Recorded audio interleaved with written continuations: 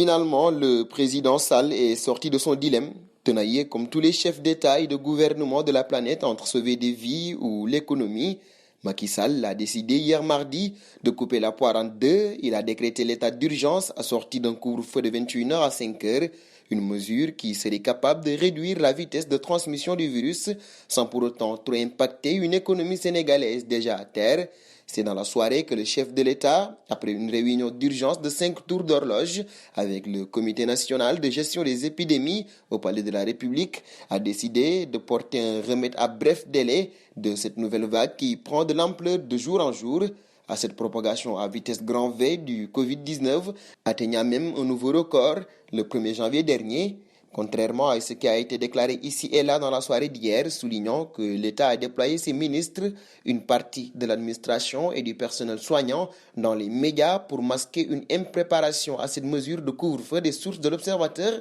révèlent que le président de la République était dans cette optique depuis des semaines, bien avant même le nouvel an. Des émissaires ont été envoyés auprès des khalifes généraux pour leur expliquer les raisons et en même temps solliciter leur aide à dire aux populations, et plus particulièrement aux talibés, de veiller aux mesures barrières, informe-t-on.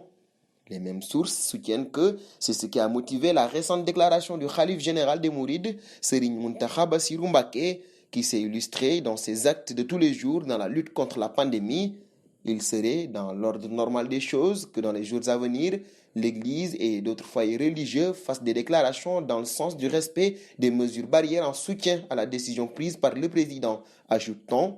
sur le plan sanitaire, informe-t-on, l'État a pris les devants pour étudier la présence ou non de la nouvelle souche du coronavirus découverte en Europe. L'Institut Pasteur et l'IRSF du professeur Souleymane Mboup sont chargés de mener les travaux. Mais en attendant d'avoir les résultats, il fallait prendre des mesures pour éviter que la situation devienne incontrôlable, surtout que l'OMS n'a cessé d'alerter les pays africains sur ce nouveau variant du coronavirus qui provoque une poussée de la Covid-19.